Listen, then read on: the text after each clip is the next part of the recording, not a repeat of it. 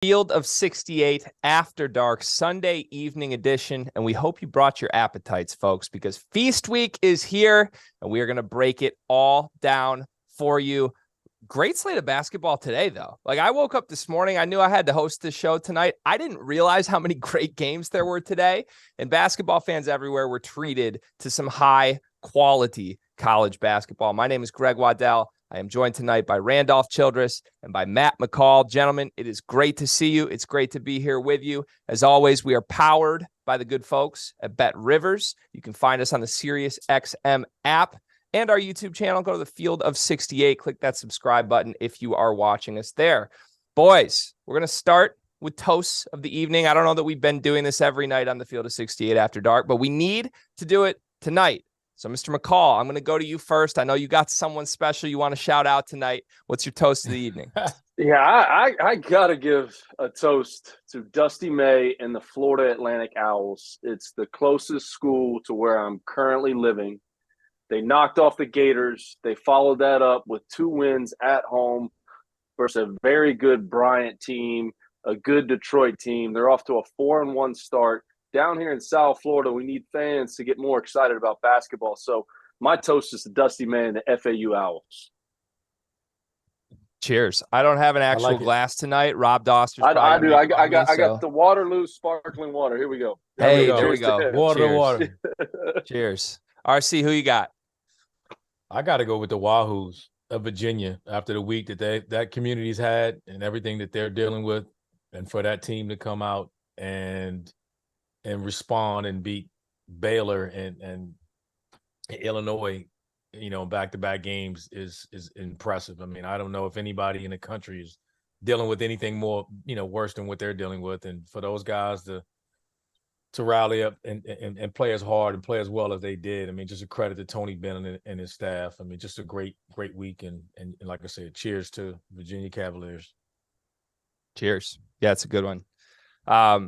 All right, I'm going to go into the big game we're going to lead with tonight, so I won't get too detailed with my toast. But I want to give a toast to 2 guys. I want to give it to the Gonzaga wings tonight. Rasir Bolton, Julian Strother, 2 guys who I think in their quote-unquote struggles in the Texas game and even in the Michigan State game on the aircraft carrier had quieter nights than they need out of those 2 when they go up against the best of the best. Tonight, 20 points from Strother, 24 points from Bolton. They were banging threes from all over the court, helped them jump out to an early lead. I think the first 2 shots made of the game were a Bolton 3 and a Strother bucket.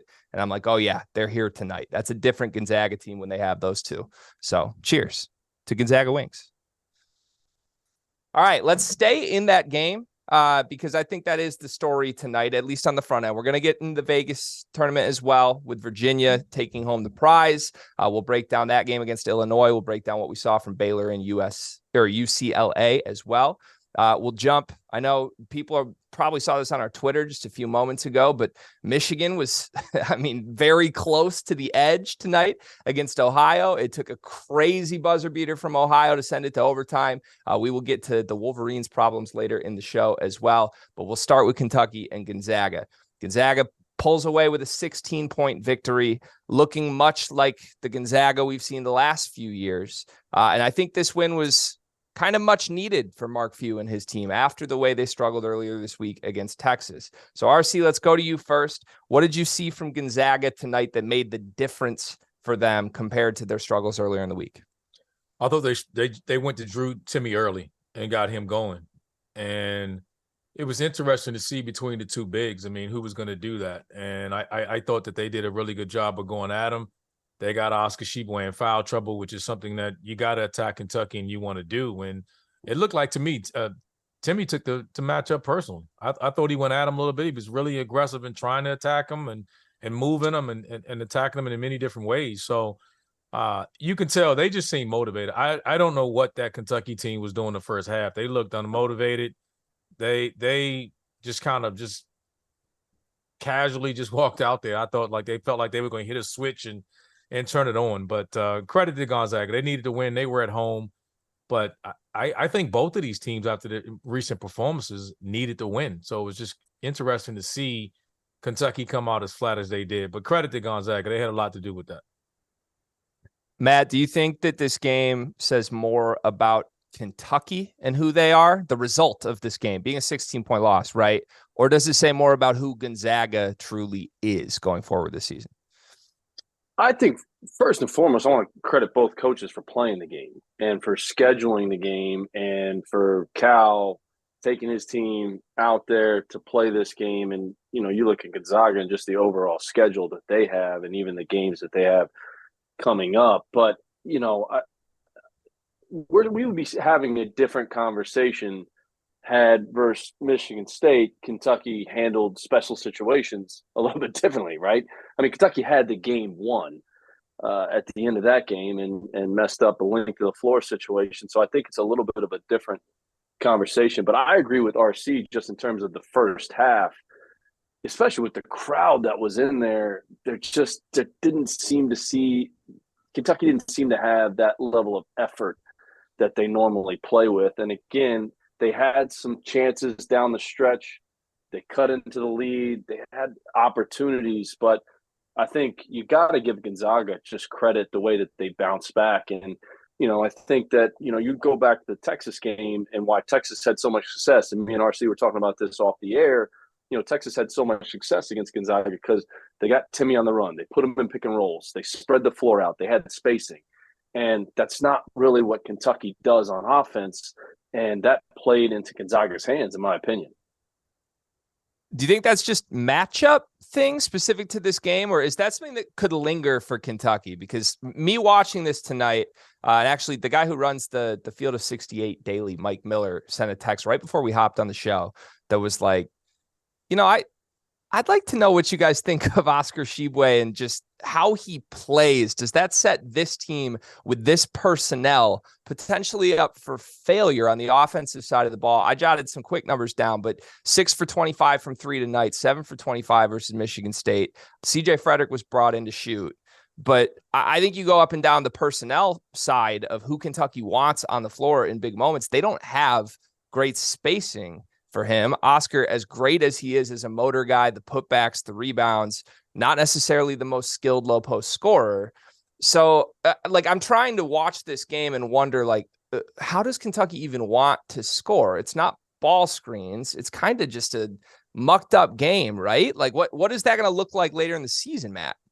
Yeah, I think too, it's a lot of pull-up jumpers off the bounce, elbow area jumpers, long twos, put it that way, right? When I was a head coach, it was always, hey, we're trying to get layups, dunks, and rhythm threes. And, contested twos is what we want the other team shooting. I think it's hard to say with a guy like Tshiebwe, you look down at the stat sheet, he's got 20 and 15 tonight, right? And you're like, man, is he into his rhythm? Is he the same player he was last year? Obviously, he's dealing with an enormous amount of expectations coming into this season, which is something that he didn't really have going into last season.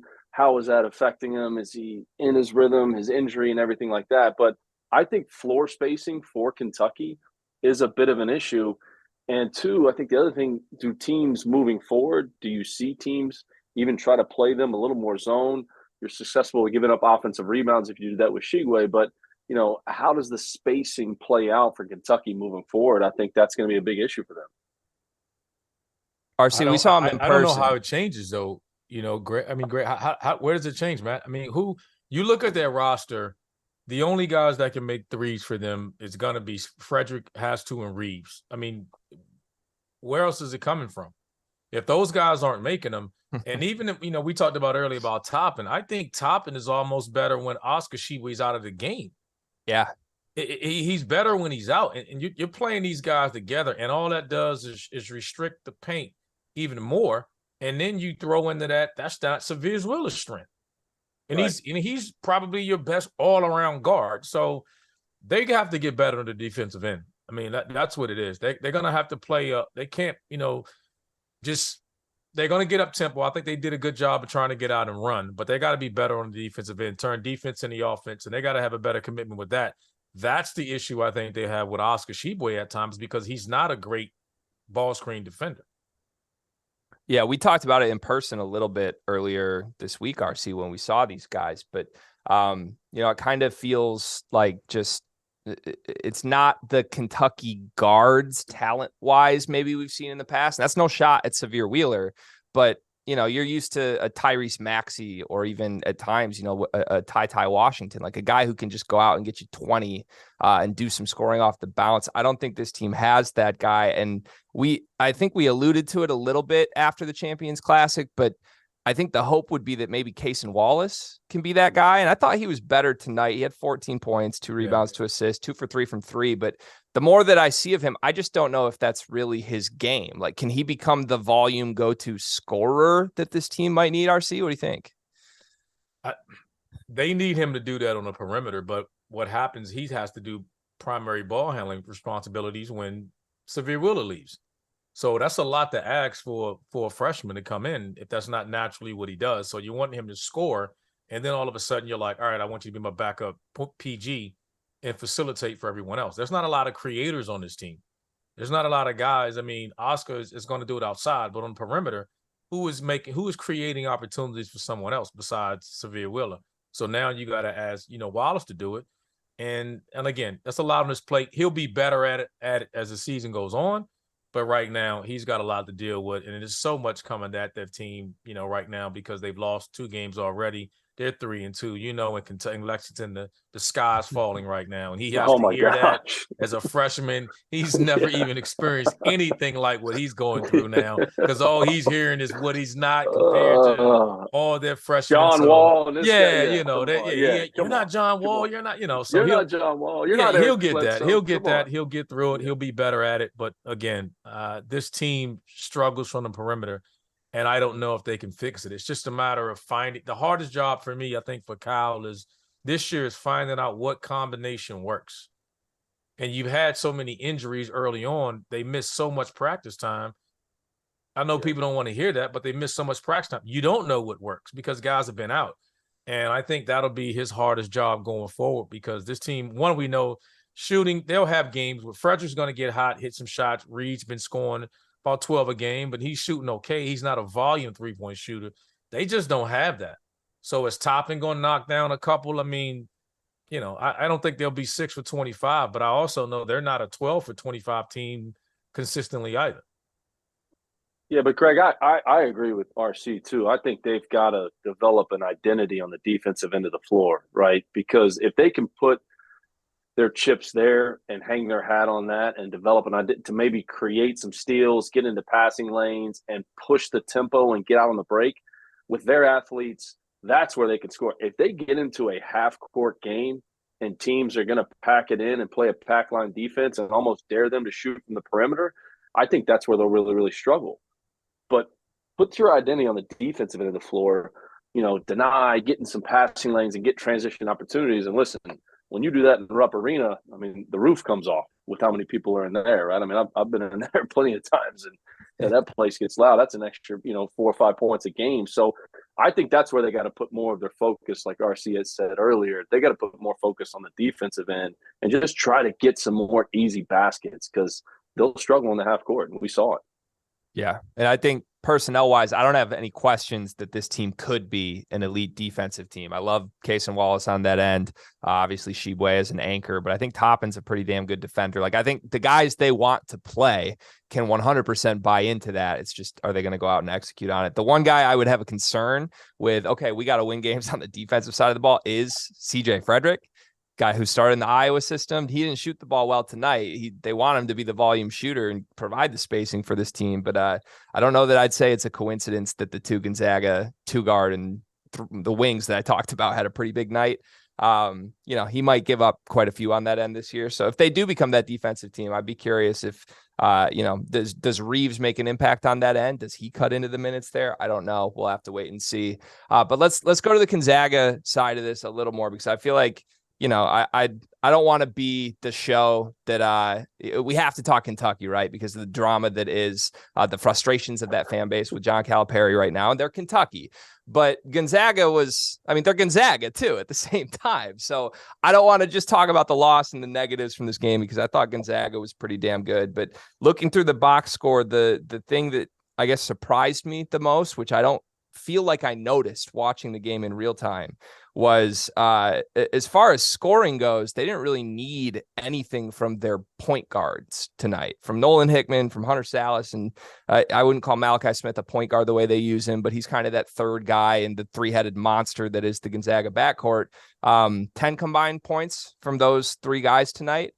And I think oddly watching it and reading that back, like that kind of bodes well for me, because my biggest question with Gonzaga through their struggles early in the season has been, oh, can Hickman pick it up a little bit? Or is someone else going to have to emerge? Or, man, they really miss Andrew Nembhard and just how steady and solid he was. So am I crazy for that, Matt? Let's go to you on this. Like, does this bode well for Gonzaga that maybe they don't need their point guards to score and everybody else can chip in there? Greg, I just still think it's so early for all these teams. And you look at who Gonzaga's played, right? They go on an aircraft carrier. They play Michigan State. They win by 1. They travel to Texas. They don't play their best brand of basketball. They lose. They get blown out of Texas. And then so their last 3 games are Michigan State outside on an aircraft carrier, at Texas, and Kentucky at home, right? So I still think everyone at this point in the year, and this is why I give these coaches credit for playing these games.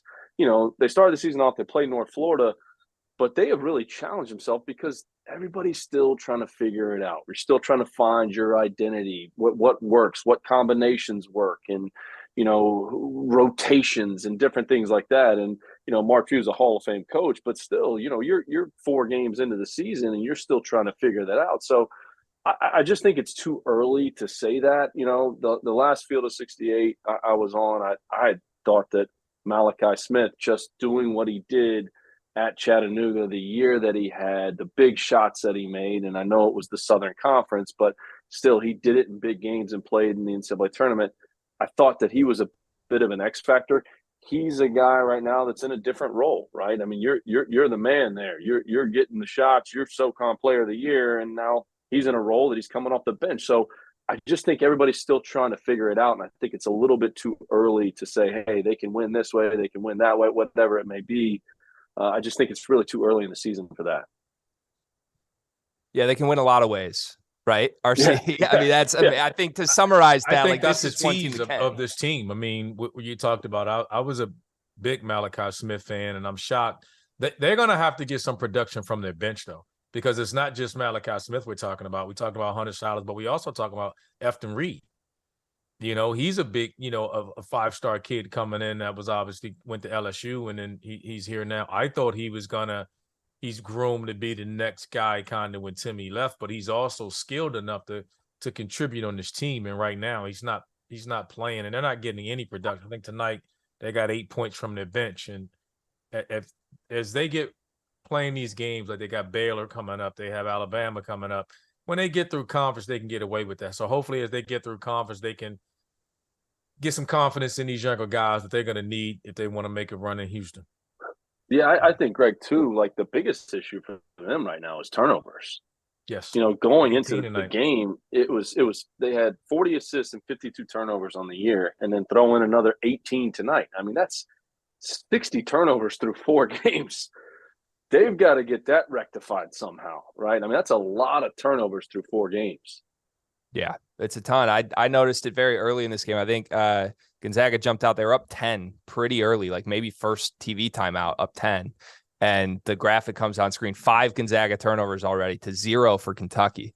And I marked that down just like, okay, this is either going to be a moment in this game that we look back and realize, oh, this is what did Gonzaga in and kept this a close game, or Kentucky just didn't have it tonight, and Gonzaga won in spite of that. It turned out to be the second, but you guys are absolutely right. That's something to watch with this team going forward, especially with just, how many good guards are on that team, right? And I think Nembhard last year was a guy who you were comfortable sort of giving him the keys, and obviously you've got Timmy in the front court anchoring too, who you feel comfortable with the ball in his hands so much. But that's the thing is if the ball's in a lot of different dudes' hands, it might be one guy any given night who's taking care of it well, or who's super turnover prone. But when you add it all together, I don't think you can reach the threshold. But that's what's going on with them right now. Everybody's turning it over. Right. It isn't Everybody. just one guy. It's everybody. You got two. I got two. Next guy got three. Somebody's got four.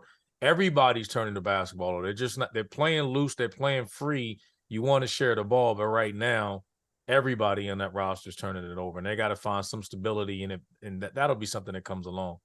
Yeah, for sure. All right. Up next for Gonzaga is the Phil Knight Legacy event. So we will see some more high-level basketball games featuring Gonzaga. And then, as you mentioned, RC, they've got Baylor December 2nd. I cannot wait to see that game. We're going to talk about Baylor in just a few short minutes here. But first, let's talk about the champions of the event that included Baylor this week. That would be Virginia. Virginia secures the title of that event, given all that has happened on campus with Virginia and the victims of the shooting. I mean, just a powerful result, right? It's hard to watch what happened and not feel something inside of us as far as just happiness goes for the moment that was Virginia basketball today, and sadness still for realizing what happened and the lingering effects it's going to have. So it sometimes, we opened the show on the field of 12 last week when this happened, and it's really hard to just pivot and immediately talk sports. But ultimately, that's what we're going to try and do here. Yeah. Virginia basketball, I mean, it's a lot of the same dudes that were on last year's Virginia basketball team. And last year's Virginia basketball team was not playing like this year's Virginia basketball team. So, Matt, let's go to you first. What do you think stands out the most as to why this same core group has taken the jump it seems that they've taken early in the season? Well, I think the more games that you play, right, the more experience that you have, the better that you're going to be. I was watching the end of that game today, and to me, I thought there was a really key moment. And I'm pivoting a little bit here and kind of more focused on Illinois and their offensive execution down the stretch. I don't know if you guys remember, with like 2 minutes and 45 seconds to go in the game, there was a stoppage in the play, and they were trying to figure out whose ball it was. And that took a while. I mean, it seemed like it took 5 minutes for the officials to figure out whose ball it was. And coming out of the timeout, Illinois runs a middle pick and roll. They throw one pass, and Shannon shoots a contested three. And you look at the offensive possessions even after that, they never really had any ball movement, player movement. It was one-on-one and let's try to rock out and go. They end the game with 11 assists and 13 turnovers. So not discrediting what Virginia's done. I'm not trying to do that at all, because for them to go out there and I know we may get into the Maui and the battle for Atlantis, but was that the best preseason tournament with those four teams out there? I mean, like, are you kidding? I mean, you've got four teams that all have a legit shot to be in the Final Four. I mean, what an event that was out in Vegas. But, I just thought that Illinois' offense down the stretch, coming out of that timeout with that long of a stop, to have that shot at that moment when I think it was a one-possession game, man, you've got to get better looks coming down the stretch. But you've got to give Virginia credit. Those guys, that core group, being together, coming back, going through last year, going through some adversity, the struggles, getting a little bit hard, and coming back this year. I mean, I know everyone's talking about Carolina and obviously with everything they have coming back, and, Duke and all the talent they have, man. But I think it's hard to pick against Virginia in the ACC, in my opinion. I thought, but to your point, when you talked about the situation with Illinois struggling coming out, I thought it was just the inexperience, because they had Jaden Epps out there and they had Sky Clark. They had two young guards out there, and no one has more experienced backcourt than Virginia has. And one, they're two of the better defenders. So I wasn't surprised that the Virginia guards made plays down the stretch, and Illinois guard kind of made some ill-advised plays, not necessarily getting the right shot for the team. But again, those guys played well. They wouldn't be there without them. But I thought the experience of the backcourt at Virginia was the biggest difference in the game today. Yeah, I got some Tiger Campbell vibes from Kihei Clark in that game. And I don't often do like the player comparison thing, but like just watching. This has got to be it for him, right? Clark's got no more eligibility, does he? Holy cow, we've been watching him for a while, right? Hey, is this it? This has got to be it. nothing would surprise me with him I anymore, don't know. right? I think we're still going to see him 2 years from now. I don't know what it's going to look like, but he'll still I be there. teased him at ACC Media Day and told him I was going to play with him, come back and play with him. If he can keep playing, I can come back and play with him. I mean, we were in the Mohegan Sun pre-pandemic, and he was in the lineup. I'm like, holy cow, man, this guy. Yeah, and hey, when it comes to, especially with guards, right? I think that's one of the most valuable things you can have in this sport is an experienced backcourt. And I think, my takeaway from this game, and we'll get to the Illinois side of it in a minute, but Illinois, even though they did have the three freshmen, if you include Dane Danger in that, and I thought that was a big part of their struggles in the end game, but they've got experience on their own too. Coleman Hawkins is a guy who's played a lot of games. Terrence Shannon, Matthew Meyer, obviously not in the Illinois program, but they've played a lot of games.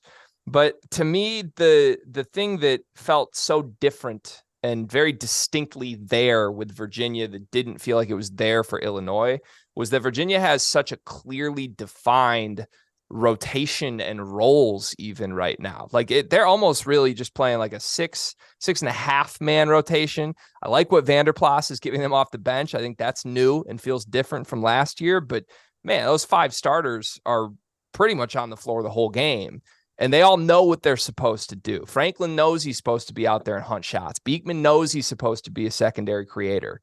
And I felt like we're still watching a really, really talented Illinois team try and figure that out on the fly that has a bunch of different combinations of either young guys who are going to get a lot better or old guys who still don't really know where they fit into the mix within all of that newness. And that's a really, really powerful thing, especially early in the season, but it's going to be there all season long for Virginia. So the good real thing quick, you want to have, though, is if you're Illinois, you want to have talent, and they got talent. So they got dudes. So if you want, everybody's trying to figure this thing out.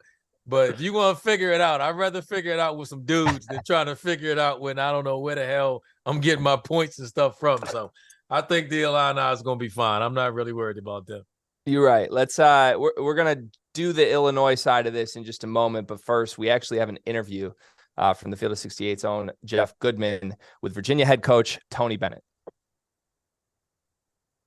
A pretty good weekend here. I don't know if it could have been much better. You beat Baylor. You beat Illinois, 2 top 25 teams. What did you learn about your team here? Yeah, no, this tournament is there's, again, I said you could go 2-0, 0-2, or 1-1 and still be a solid team, and you're going to learn a lot. And, this championship game against Illinois, they have some young guards, but, boy, are they physical and athletic. And again, it was good for our guys to be in, tight games and have to execute down the stretch, a little different than the Baylor game. But I thought, Reese Beekman and his play was really good down the stretch defensively and offensively, but everybody had to do things and play through some physicality, and it was, again, the environment was legit. So that's what you want. How much does experience, we've talked about over the last few years, teams that win it all, your team that won it all, Carolina, Villanova, all these teams, Baylor, have experience. Your team this year has experience. How much of a factor will that be? Yeah, that's been the formula as long as I've been playing and coaching that. And, even I think that's becoming more relevant in today's game, but having guys that have been through the wars and, to have, whether it's these COVID years or guys that, can play in their 5th year of college basketball or 4th year, significant. So there is no substitute for it, and we've always tried to build our programs by growing them up. All right, we got some transfers, but there are guys that have been in it. Kihei's in his 5th year with me. Francisco's in his 5th year, and Reese is in his 3rd year, and then the addition of these other guys has been significant. So you feel pretty good. You're going to hit the blackjack table or anything before you leave? I mean, listen, you've been on a roll here. You're feeling lucky. I think my wife, I need to win some back for my wife's doing, so maybe I'll try. All right, congrats. Thanks, Tom. So my favorite part of doing these shows is all the off-air tidbits that I get from smart people like Matt McCall and Randolph Childress. So while that interview was playing for you, RC was giving us some detailed additional thoughts on Virginia. And my question to you, RC, do you think Virginia at this stage of the season is the biggest threat in the ACC? Well, I don't think, yeah. I mean, you can say that, but I don't think they're, no one's surprised. I mean, they were picked to be second. So if you second and you win it, I don't think that's a massive leap. So that's not, no one's surprised. I think this team, we know they're going to defend. Now they're scoring on the perimeter. Amon Franklin is really reverting back to the guy that was at Indiana scoring wise. And now he's, offering a consistent offensive output. Reese Beekman, Kie Clark, we're talking about McNeely coming from the bench, but Vanderplas is giving them something that they, perimeter-wise. He didn't make threes tonight, but he still had 8 and 10. He still contributed. He had 14, in yesterday against Baylor. So the other day against Baylor, they have balance. The only thing I think this team is missing that we're accustomed to Virginia teams that have made deep runs have is that ability to switch at that 4 spot. They usually just go show hard, hedge with the 5-man, and then 1 through 4, they were all really good on-ball defenders and switching. I don't think they have that on this team. That's the only thing they're missing. If they had that, they'd be hard to keep from getting to Houston at the Final Four. I mean, be honest, because they're going to control the pace. And I've said this about them when the Baylor game. They control the pace. And if you play Virginia, it's the first to 60. And if you can play, I don't care, if you can, your team could usually have a system where you're on pace to play at 100. You're not playing at that pace against Virginia. They're not going to let you do it. All right, one of these moments in this show, I got 29 minutes left in the show. I'm going to get one of the two of you guys to answer one of my pointed questions here. You guys are playing politician on me too well, RC. You know that you and I have had this before. You're a great question dodger, but I'm throwing this one at Mr. McCall real quick, and then we'll talk Illinois. Let's do it. Put your coaching shoes on for me, Matt. Let's fast forward to March. Let's fast forward to the third weekend in March or second, whatever it is, March 17, 18, right? You get to pick your matchup. Do you want to play North Carolina at the end of this season, or do you want to play Virginia at the end of this season? I want to play North Carolina.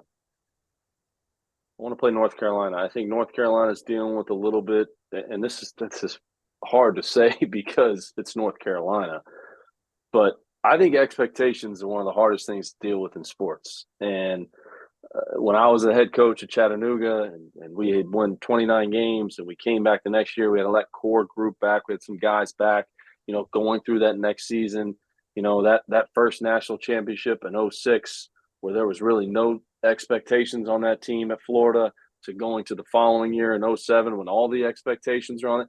You're just dealing with something different. And that's what Carolina is going to be dealing with this year as they go through this season with all those guys back. Not saying that they can't get to the Final Four, not saying they can't win a national championship, but I just think Virginia at that point in the season with their team, their core, their coach, I don't want to see them. I do not want to play against them in the tournament. Okay. Thank you. I appreciate that answer. Let's do the Illinois side of this, okay? Let's do the Illinois side of this because, it's hard to – I think it's too unfair to sort of punish this team by really criticizing them too much because I think all in all, what we've seen from Illinois in this event and early in the season has been pretty damn impressive, to RC's point earlier about the dudes that they have on this team. I think a lot of the questions preseason people might have had, and I'm a Big Ten guy, Matt. I don't know if you know this or not, but this is my territory now, right? I was out here in the state of Michigan criticizing this team in the offseason. Like, well, we don't know who the first option is. We know Terrence Shannon can play. We know he can be a third guy. Can he be the first guy on a good team? Does it even matter? And he was 8 for 9 for 3 in the semi, and I don't know that answers it fully, but you feel better about Illinois, I think, than you did at the beginning of the season to this point. So let's remember that when we now go into criticizing what happened in tonight's game, because their end game to me was a mess. The late stage of this game when it was a total toss-up, tie game, I think there were 4 consecutive possessions that either Dane Danger ended up with basically an isolation post touch, or Epps was creating off the dribble, going one-on-one. None of them resulted in a score. All of a sudden, it's an 8-point game, and there's a minute and a half left. So I think they missed the fact that they don't have the true alpha, and whether that's a scorer or whether that's just a point guard, that the ball is in his hands. I think this was the first time in the season that we saw Illinois sorely missing that. Do you agree with that, Matt? I do agree with it. Going into the game, they were averaging 18 assists a game. And you look at the box score after the night, they had 11 assists and 13 turnovers. I was pretty critical earlier just talking about the shot that Terrence Shannon took coming out of the timeout, right? We had that huge stoppage of play. We got a middle ball screen. The ball never even really broke the three-point line. They throw it to Shannon, and he takes a contested shot on the wing. And as good as he's been all year, and here's the thing about him too, not only is he getting 20 a game, he was leading them in assists going into the game. So how can we get the ball in his hands in that type of situation and get him with a head of steam? Maybe it's a slip, it's a misdirection where he can get in the lane. And if he doesn't have something for himself, create for a teammate, because he is one of their better playmakers. And they didn't get any of that down the stretch. It was contested shot after contested shot. And what does a veteran team like Virginia do in those situations? Man, you shoot contested shots, we rebound, we're going to the foul line, we're making our free throws, and all of a sudden a 3-point game goes, pretty quickly to an 8-point game, like you just said. Yeah, it happened quick. RC, what'd you see in the late stage of this game?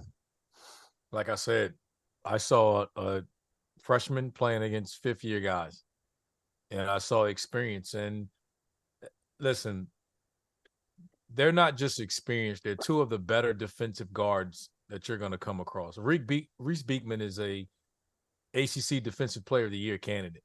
I mean, he is that good defensively, and they just make plays. I mean, Kihei Clark, those guys are really good. And listen, Illinois, I thought they handled themselves well. Again, you're talking about from the transfers and guys inexperienced. They had a good showing this week. They have nothing to hang their head about. That's a learning experience for those guys.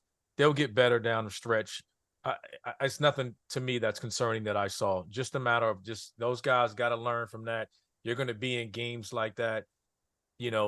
Someone's controlling the pace that you want to play something different. And I think that's what they struggle with a little bit. You're trying to pick up and push. You don't want them to set their defense. And sometimes you take a quick shot. That's what Virginia does to you.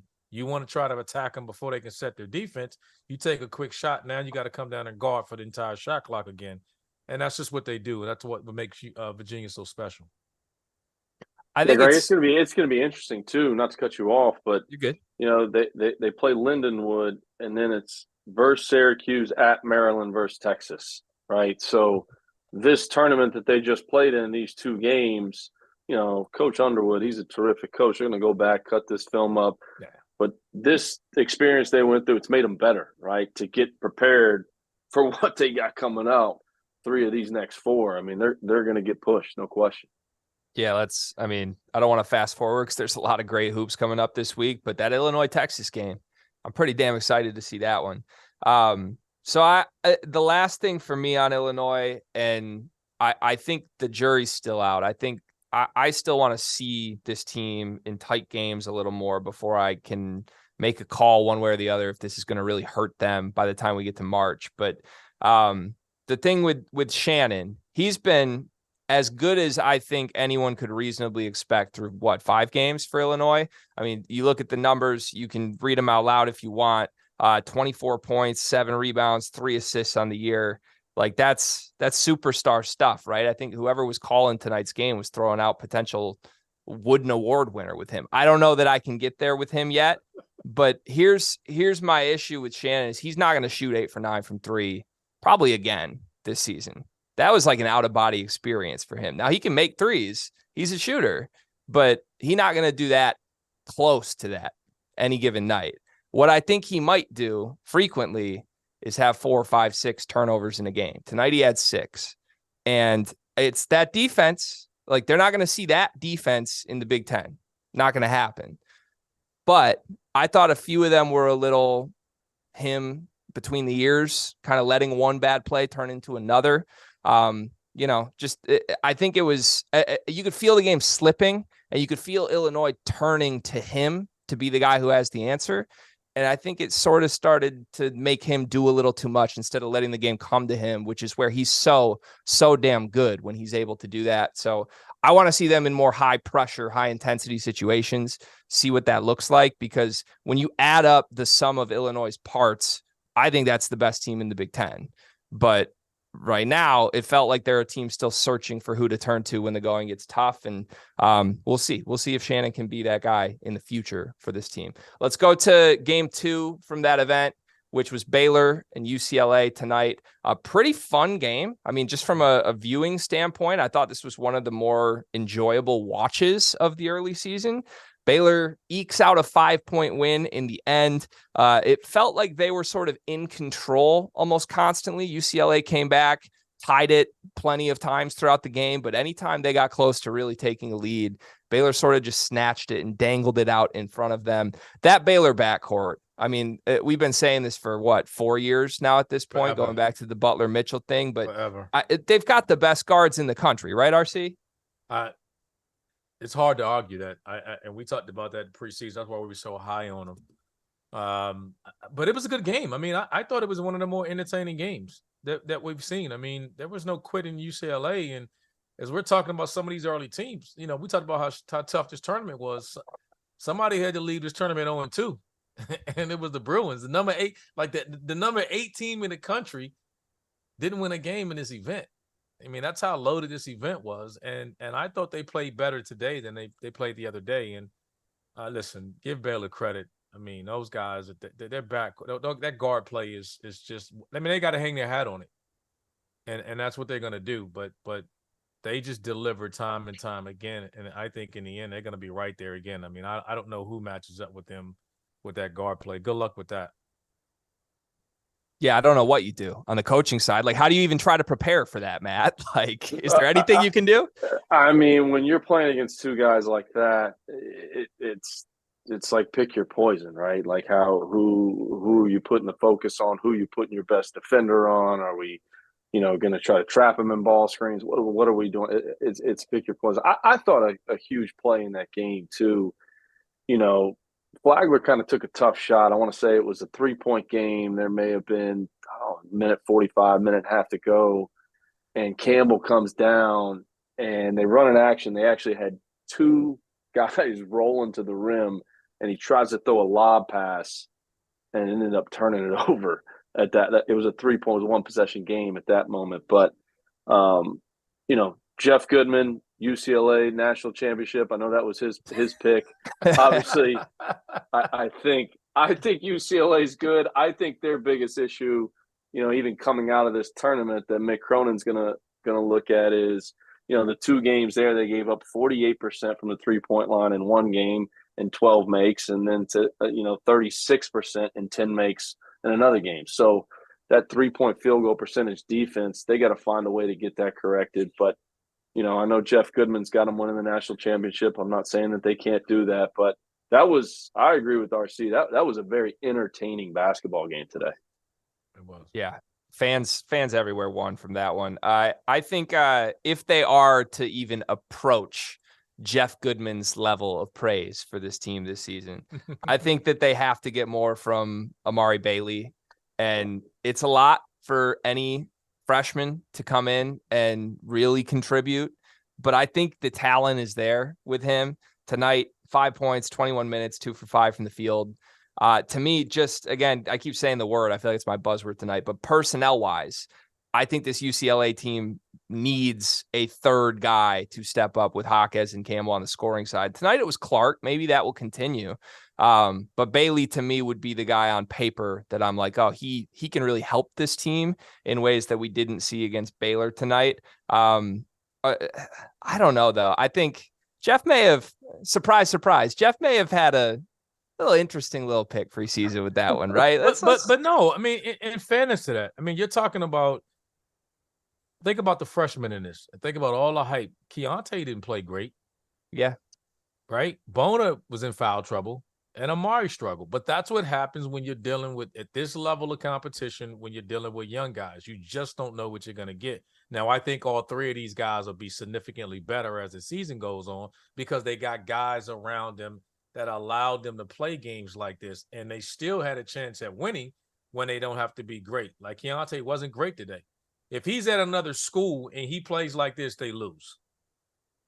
He's there with these guys, and he gets to kind of, all right, I didn't have it tonight. No big deal. I'll come back the next game.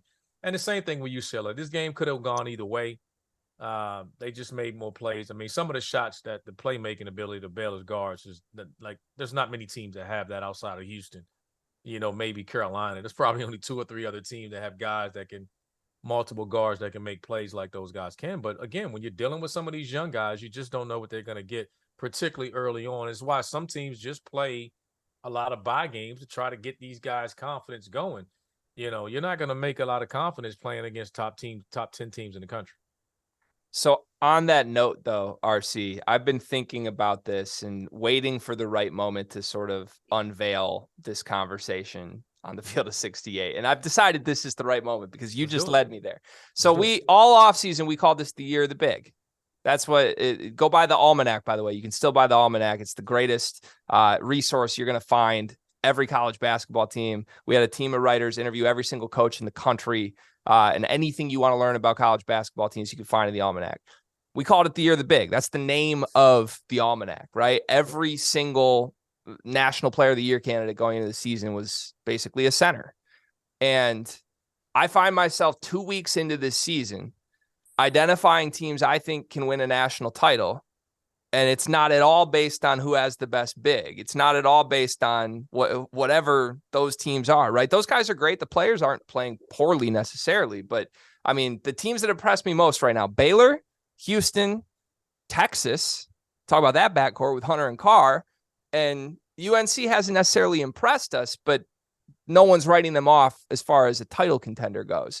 So can we still call this the year of the big, but also at the same time say, like, hey, it's a guard-driven game right now, and the teams that have these guys who are that dynamic off the bounce are going to be the teams that separate later in the season. RC, what do you think? John and I talked about this the other night, and Matt, you know this. We talked about this in a sense of every big that we named, none of them are known for their defensive abilities, right? So offensively, if you got that big, every big that I've watched, teams are going at them and they're attacking them in ball screens. And they're lifting them up. So the problem with all of these bigs, and if it's Hunter Dickinson, you name them all down the line. And that's why I think they struggle today. As good as they are, they have to be dominant offensively to balance what teams are trying to do to them. And so when I put you in ball screen, they're not good luck trying to trap. You want them to trap because I'm gonna wear you down if you're trapping. And then if you're playing in drops, you're sitting back, then I'm getting my guard. The guard plays too good. They're getting in the paint. The other big is diving. You're getting killed on the glass or you're getting put in rotation. So it's hard when you don't have a big, you're not really strong defensively with those guys. And I don't believe any of those guys are elite defenders. And they put their teams in a bind with that. So saying that they all get all the preseason accolades. We talked about it. That's how you attack Gonzaga. You want to attack Gonzaga beside pressuring them, you put Timmy in a ball screen. You want to attack Kentucky, put Oscar Tshiebwe in a ball screen. And so that's the issue that you're having with those bigs. And now again, they're dominant. Not a lot of people have those guys like that, but they all got to be better defensively. And it forces the guard play with them to be better defensively, no matter what. It's just like, what scheme are you going to go? Are you going to try to force everything on the side? I think all those things are things that those teams are going to figure out as the season goes on. And I don't care what you're doing. The offenses are so creative now. People have adapted to it. There's not but so many ways you can defend the ball screen. Yeah, I think too, like flip it, right, to the offensive end of the floor, right? The game's on the line, and you've got one possession, you've got 8 seconds. Are you running a post-up action? Are you getting Drew Timme sprinting up, slipping a pick and roll and throwing it to him and letting him create a play off the bounce?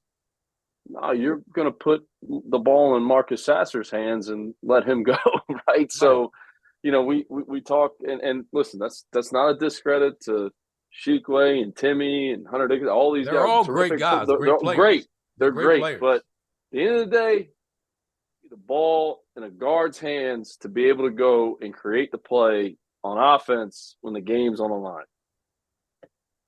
Yeah, simple as that. And I think that's going to dictate the teams we take seriously as we get into the stretch run of the season. Not that none of the bigs we mentioned could, not to write them off and say they couldn't have a very special crazy run where they lead their team, because I think a lot of them are good enough to individually carry teams offensively like that. But yeah, give me the teams that have these type of dudes. Like when I watch Houston, I've got them on in the background right now. When I watch Baylor, I'm like, no, this feels different. There's not many teams in the country, even the best teams in the country, that don't have that. And, it's fun to watch. One, that's why this was such an enjoyable game. But two, it makes those teams special. RC mentioned this player briefly, and because I'm hosting the show, we have to discuss it. Michigan and Hunter Dickinson. Michigan, look, for lack of a better word, this Michigan team is in shambles. I still haven't seen the clip yet. I haven't seen the clip yet.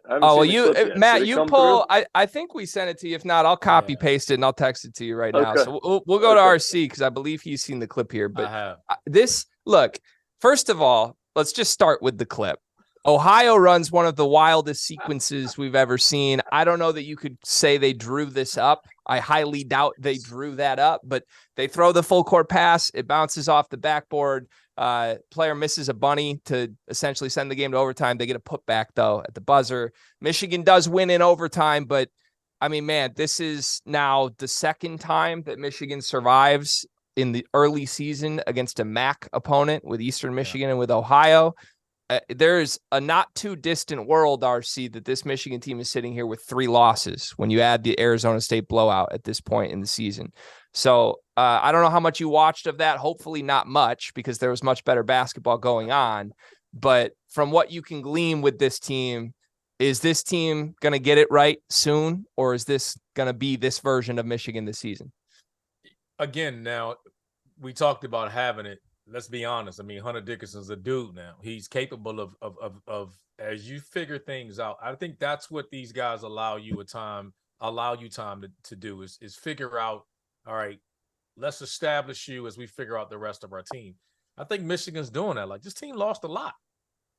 And again, we're 5 games into the season. It's hard to be critical of someone or teams that when you're throwing a bunch of guys out there, when you're losing 3 or 4 guys and you're implementing these transfers, and you're trying to establish roles and figure that out, it's no different than what we were talking about with Illinois. I mean, there's talent there. They'll be right there in the thick of things. I think they'll go as far as their guard play. As I said, I think their guard play, it has to step up and be consistent. I'm a huge fan of Jalen Llewellyn and again, a huge fan of Hunter Dickinson, but their perimeter shooting and their guard play, it will dictate how far this Michigan team goes. Have you seen the clip yet, Matt? Did we get the clip to you yet? I saw. I can't believe it went off the backboard. I've never seen anything like it. I've never seen anything like that. But I'll say this, to have that happen at the end of the game, and the game go into overtime, and you find it, because a lot. What happens in those types of situations? You respond, right? In those types of situations, you could be completely dejected. You're lifeless going into the timeout. You can't believe that just happened. How we're going to lose this game? They responded the right way and found a way to win. So you got to credit on that. Yes. But that I've never seen anything like that before. With all the pressure on them. I mean, everybody's expecting. They're the nationally ranked team. I mean, all the pressure's on Michigan to win this game, and give them credit. And you need wins like this. You want it because you need to be in these late game situations that's going to force your guys to grow, and then they'll figure it out. They'll define roles in that, because you'll know you can't hide from who wants the ball, who doesn't, who executes in those moments, and who don't. And that's what staffs are learning. That's what players are learning and playing with each other. And when you have guys that have done it, like tonight, Hunter stepped up and carried them when they needed it done. But again, it's an adjustment with so many new guys around you. And how do you play? And that's what they're figuring out. But again, it's tough playing these non-conference games early, because teams get older quick. They're spreading you out. They're moving you. When they get in the conference, it's just a level of familiarity that people have. And I'm pretty sure that team, when Michigan gets in the conference play, they'll be right there with Indiana and Illinois and the rest of Michigan State and everybody else.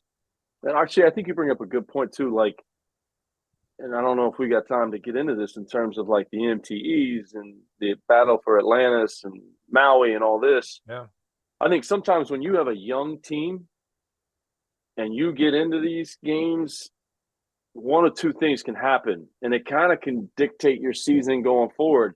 You can build some confidence, and it can kind of catapult you, or you can lose it, and not make the tournament, finish below 500, because you may lose a close game here, and then that turns into another loss, and then it's interesting to see how these things play out. Now I don't think that's going to be the case with the UCLA who goes out to Vegas and goes 0-2. I don't think that, but it's interesting when you see ranked teams go into these MTEs and they lose close games, and then that loss turns into another loss, Man, they can lose confidence fast, and your season can turn. That's why these November tournaments, they matter, no question.